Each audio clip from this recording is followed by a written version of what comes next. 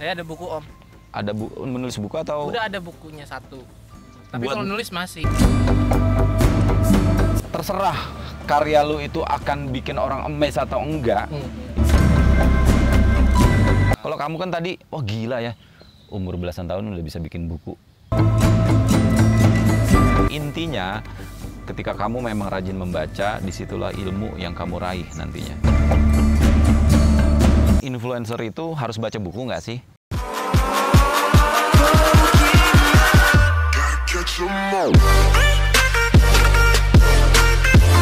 Menyapa kopi pagi. Cheers!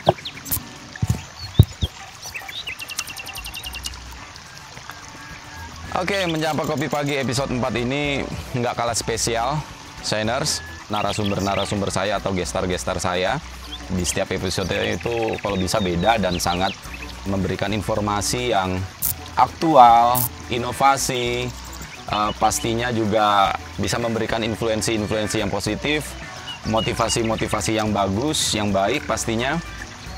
Oke, kalau misalkan flashback dari episode pertama saya, menyapa kopi pagi itu kita berawal dari narasumber Idam Nur Syahid, ya, dengan topik seputar tentang musik pastinya, karena beliau adalah komposer atau musisi alat tiup yang kebetulan salah satu maestro Indonesia, Java Jazz Indonesia itu Bang Idam Nur Syahid. Di episode kedua MKP itu kalau nggak salah saya mendatangkan ventriloquist. Profesi ventriloquist, dia juga ojol dan bahkan dia juga tenaga pengajar. Itu yang kedua. Yang ketiga kemarin nggak kalah luar biasa, saya dapat beberapa narasumber jawara dari Kampung Bali yang kebetulan sepak terjangnya itu sama dengan salah satu pahlawan nasional yang dinobatkan di 2004. Siapa lagi kalau bukan Ismail Marzuki. Dan yang hari ini nggak akan kalah keren dan prestasinya, karena apa? Bintang tamu saya kali ini tuh bisa dibilang masih terlampau muda, Shiners. Terlampau muda, masih teenager. Tapi kenapa saya panggil di acara MKP? Karena memang dia sangat potensial untuk memberikan influensi, untuk menjadi influencer, untuk memberikan motivasi karena dia seorang motivator muda. Siapa dia? Give it up for Rama Rizkyansyah. Rizkyansyah. Rama, dipanggilnya? Rama aja. Rama. Apa kabar Rama? Alhamdulillah baik Selamat banget. Selamat pagi, kita cheers dulu di. Oh, ini cheers dulu. Tadi saya pas opening saya cheers duluan. Ya, menyapa kopi pagi. Oke. Rama. Iya. Sehat ada pastinya ya? Sehat, alhamdulillah pastinya. Nah, oke. Nih, Rama ini saya dengar itu usia masih belasan tahun ya? 18 tahun. 18 tahun saya di rumah. Kenapa alasan Rama saya panggil ke sini? Pasti nanti kita akan tanya-tanya memang seputar yang memang sedikit akan sangat mencengangkan karena di usia yang terlalu dini. Biasa aja. Tapi dia ini sudah berani out of the box. Out of the box. Ya, out of the box dari seusianya si Rama ini. Alhamdulillah. Rama, kesibukan apa aja nih? Kesibukan karena saya baru lulus, jadi saya bantu orang tua dagang ikan di rumah. Dagang ikan di rumah. Ikan laut buat konsumsi orang-orang. Oke. Berarti kalau baru lulus termasuk lulusan COVID ya? Ya bener, saya agak-agak resah banget. Okay. Wisuda nggak ada, jalan-jalan nggak ada, Om. Curhat nih ya. Ini berarti bagi kalian yang merasa di satu periode lulusan COVID sesuai dengan tagline-nya Mata Najwa. Sorry Mata Najwa. Najwa Shihab. Kalian ini adalah generasi gold harusnya lulusan COVID. Dan ini salah satu perwakilan dari teman-teman kalian atau Shiners di rumah. Tadi dibilang katanya bantu-bantu orang tua di rumah ya, iya. Dengan jual ikan-ikan laut. Iya, yang untuk dikonsumsi. Selain itu apa lagi, Rama? Selain itu karena saya punya bisa dibilang channel podcast itu. Podcaster guys, ya kan? Baik, saya ya wawancara orang, nulis puisi begitu. Juga nggak ada open mic buat stand up, jadi open mic di Instagram aja. Belasan tahun, 18 tahun, 18 exactly. Dia sudah menjadi podcaster ya. 2, dia bantu orang tua yang memang punya usaha untuk menjual ikan yang bisa dikonsumsi masyarakat. 3, dia juga senang bisa dibilang dari bidang sastra, salah satunya adalah menulis puisi. Saya ada buku Om. Ada menulis buku atau? Udah ada bukunya 1. Tapi Buat- kalau nulis masih, tapi kalau udah buat diterbitkan menjadi buku ada. Oh sudah launching nih, udah yang Nggak ada, pertama nih. kalau mau beli harganya 60.000. Kebijaksanaan menuju Harsa harus beli pokoknya. Kebijaksanaan menuju Harsa. Harsa. Boleh sedikit nanti kita tanya tuh maksudnya isi dari buku itu apa? Boleh. Signers kalau memang kepo dengan karya-karya sastra, paling tidak respect untuk membeli karya bukunya daripada si penulis ini, atau Rama Rizkiansyah. Panggilnya saja Rama ya, bro. Oke. Oke, langsung ke situ tuh tadi tentang buku. Oh iya, Om boleh. Itu terbitan tahun Tahun ini. 2000 ini? Iya. 2020 ini? Ah. Berarti selama menulis berapa lama prosesnya? Berapa cepet ya? 5 bulan. 5 bulan. Ah. Guys, 18 tahun bikin buku. Saya yang baru 16 tahun belum bikin apa-apa. Gitu ya, Kak? Kebetulan di sebelah saya juga ada host ngobat, pengen masuk tapi nggak saya kasih. Kenapa tuh? Nggak skip, ini cuma intermezzo. Oh. Bicara tentang buku, sedikit, kenapa kamu punya passion untuk menulis buku? Karena saya merasa itu keinginan saya dari dulu, Om. Dari SMP saya kayaknya mengidolakan banget sama orang-orang yang punya buku, dan saya kayak pengen deh nulis buku, dan alhamdulillah kejadian sampai sekarang. Karena mungkin saya membayangkan kalau saya itu akan mempunyai buku, maka kejadian, Om. Luar biasa ya. Dan itu nyicil-nyicil nulisnya, nggak sehari jadi gitu. Proses juga lah gitu. Proses saya mengamati sekitar tuh bagaimana, Kehidupan sehari-hari. sehari-hari manusianya itu kayak gimana. Nah, sedikit aja nih tentang si buku nih. Oh. Berisikan apa nih poinnya yang bisa disampaikan? Yang Rama ingin sampaikan lewat buku itu kepada masyarakat apa tuh? Buku saya kan kebetulan antologi puisi ya, Om. Kayak kumpulan-kumpulan puisi gitu, tapi lebih ke mungkin dibilang cinta, iya, manusia juga iya. Ini Bahaya. kebanyakan kritis-kritis sama manusia yang so asik sih. Kalau misalkan puisi, ya sindir aja nih karya-karya Khalil Gibran. Menurut kamu ada nggak influensi Khalil Gibran itu sendiri dalam buku kamu? Ada, Om. Yang ini, anakmu bukanlah milikmu. Itu saya, wow, oke juga tuh. Jadi kayaknya orang tua tidak sepenuhnya berhak menentukan masa depan anak bagaimana gitu. Anak tuh tetap punya keinginannya sendiri, tidak boleh diatur sama walaupun orang tua ya. Keinginan orang tua pengen A, anaknya nggak harus dibentuk seperti A itu. Iya, benar sekali. Jadi itu sih, Om, kalau Om bilang terinspirasi kali Gibran yang mana, mungkin itu. Guys, honestly ya, saya lulusan sastra, tapi saya nggak menulis buku. Oh ya. Dan saya bukan tipikal guru. Oke lah, sebut saya seorang guru tenaga pengajar di seputaran Pamulang. Males banget baca. Oh.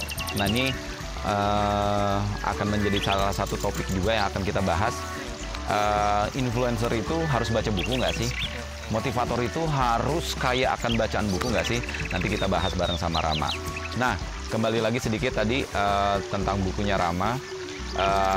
Itu seputaran puisi. Oke. Puisi, guys, sedikit aja kita bahas tentang puisi. Boleh. Yang saya ketahui dari semasa saya kuliah sastra di Universitas Negeri Pit. Puisi itu adalah sebuah pengumpulan diksi atau kata-kata yang mana memiliki irama atau rima, ya, yang memiliki baris atau stanza. Kenapa dikatakan puisi? Karena dia memiliki nada, ending atau rima yang sangat menarik. Misalkan AB, AB, AA, BB, atau ABC, AB, boleh aja.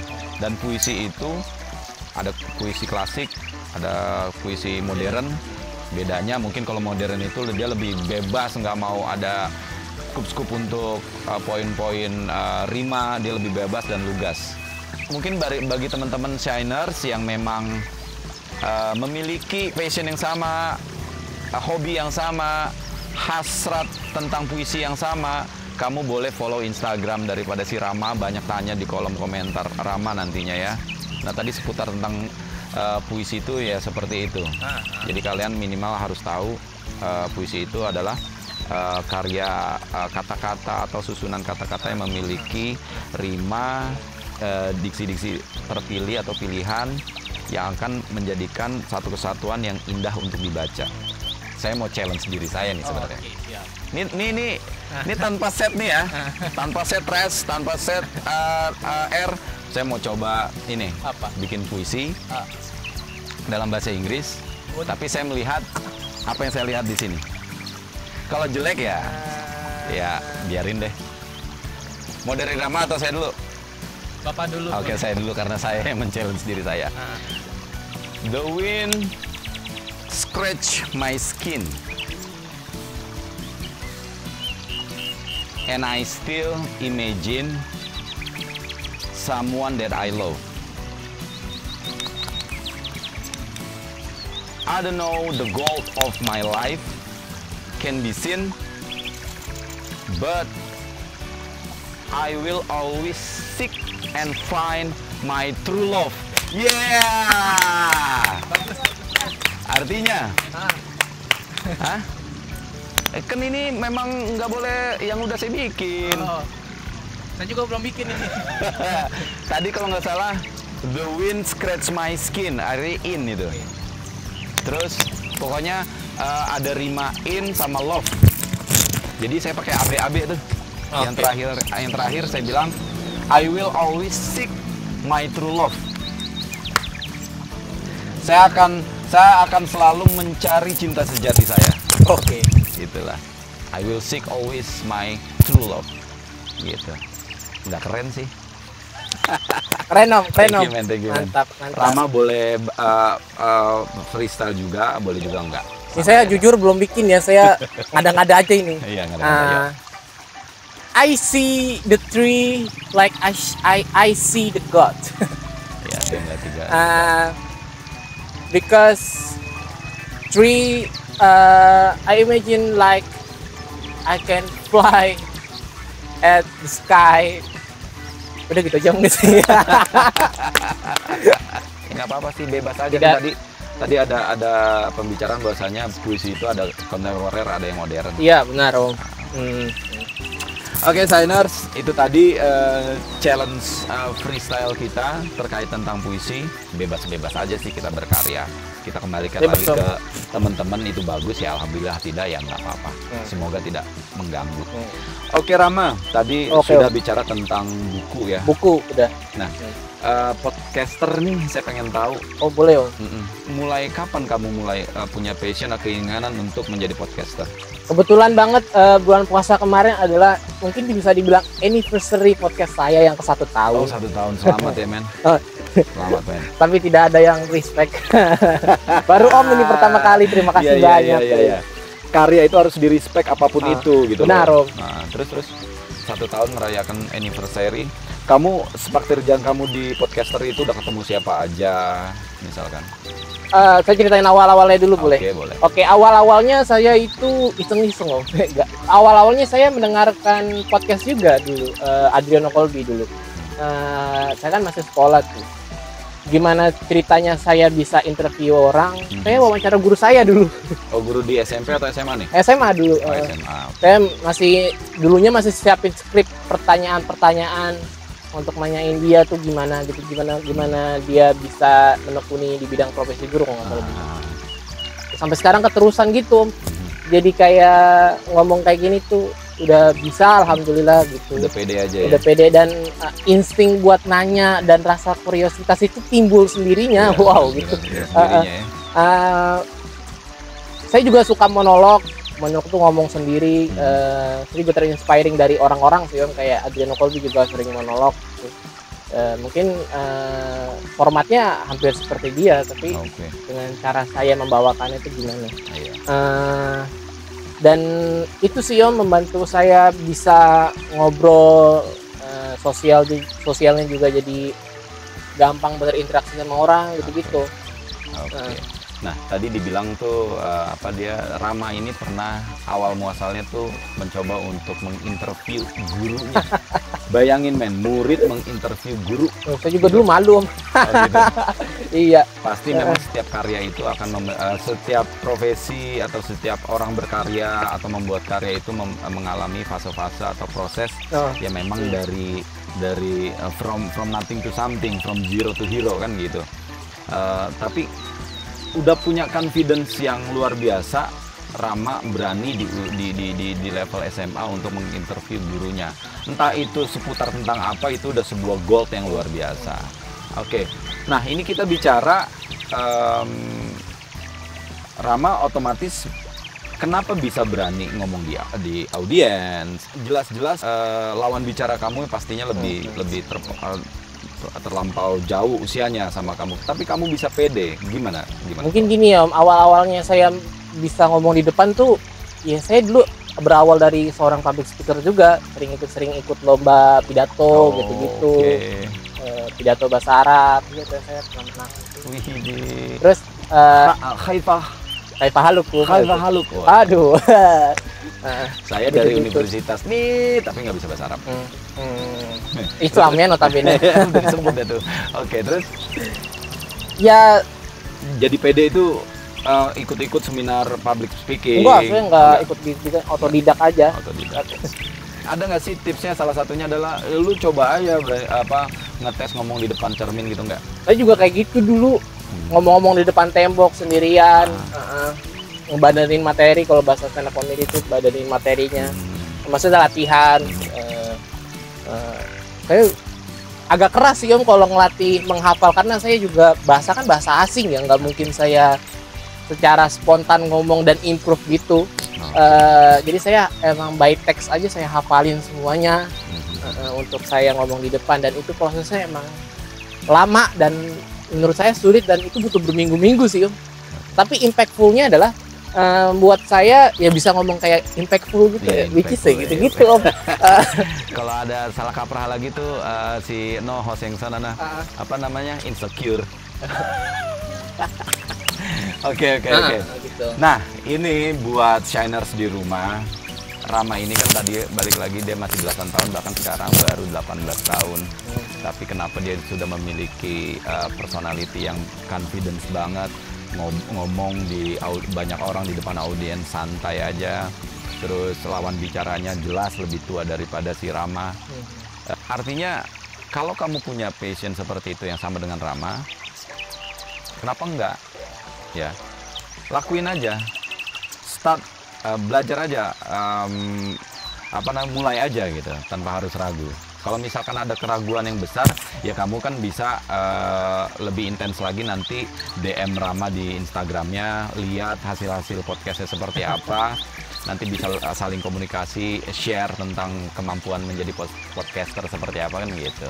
Yang jelas adalah, nih kalau menurut saya pribadi, saya menilai kamu nih, di usia kalian yang masih teenager 11-an tahun, ya, itu kebanyakan jarang yang seperti Rama ini jarang. Saya biasa aja Om. Ya artinya di belasan tahun yang darah muda lagi meluap-meluapnya, kita nggak usah pungkiri deh acara 86, nggak apa-apa saya sebut aja tuh. Ya kan, tawuran di mana-mana, apalagi di bulan puasa menjadi budaya tawuran. Apa coba maunya kalian itu, ya kan? Bulan puasa tawuran mau ngapain? Apa yang lu dapet gitu loh? Pengakuan diri kah? Gitu kan? Biar dibilang, oh gue pernah melukai orang. Terus positifnya, tell me where is the positive side of that, ya kan? Maaf ya buat kalian yang seperti itu. Tapi ini yang buat saya, yang seperti Rama ini yang out of the box, proud banget, respect, appreciate udah pasti. Nah, seperti itu guys, masa remaja bukan masa-masa yang memang harusnya kalian urak-urakan dan melakukan yang tidak bermanfaat atau wasting time. Kalau seperti Rama, udah bisa bikin buku, berani ngomong di depan banyak orang, mau formal atau informal, dia sudah oke. Terus kabarnya lagi malah salah satu komika juga. Gimana tuh cerita tentang komika? Saya dulu awalnya follow Instagram gitu-gitu, suka emang suka stand up dulu, tapi nggak ngerti kan ternyata bikin humor tuh ada caranya, ada gimana cara belajarnya gitu. Ternyata bukan sekedar ngelawak jadi badut di depan orang-orang. Oke. Ternyata dan saya positifnya ya, bagi saya humor itu menjadi terapi bagi saya, dari bisa dibilang kayak kehidupan masa kelam saya bisa menjadi lebih baik lah gara-gara masuk ke stand up. Karena saya berdamai sama diri sendiri, dan itu yang diajarkan sama setiap komika mungkin. Dia berdamai sama kemiskinannya, sama orang tuanya, sama apapun yang membuat mereka tidak nyaman gitu. Padahal salah satu challenge saya menjadi komika itu mencoba untuk menghibur secara humoris. Ketika itu nggak lucu, gimana coba? Saya sering banget Om, bahkan sampai sekarang mungkin saya tidak lucu di komunitas. Mungkin saya setiap ada lomba saya keluar pertama gitu. Tapi tetap saya mau struggle karena saya suka seninya. Karena menurut saya mungkin berhutang budi sama yang namanya komedi. Merubah pola pikir saya gitu, dan membuat saya jadi sehat sih Om, ketawa-ketawa gitu. Oke, sedikit singgung kita tentang ya kalau misalkan menjadi media terapi kamu ya. Yang apa namanya, tadi kita di belakang layar itu ngobrol, sebenarnya komika itu menjadi media saya untuk terapi psikologi saya, yang memang psikologis kamu maksudnya, yang memang di masa belakangan kemarin itu kamu sempat mengalami fase dibully kah? Oh iya. Ya kan, diskriminasi kah? Dengan jadi kamu masuk dalam dunia komika itu menjadi media terapi kamu ya? Boleh. Nah, kita nggak usah ngebahas tentang bully udah dibahas di konten ngobat. Hostnya ada di sana deh. Monoton ya Om. Cheers dulu lah. Oh boleh Om. Ya Allah, kayak saya merasa ini wine. Tadi penulis buku udah, podcaster boleh dibuktikan nanti di Instagramnya. Cek di apa namanya Instagramnya?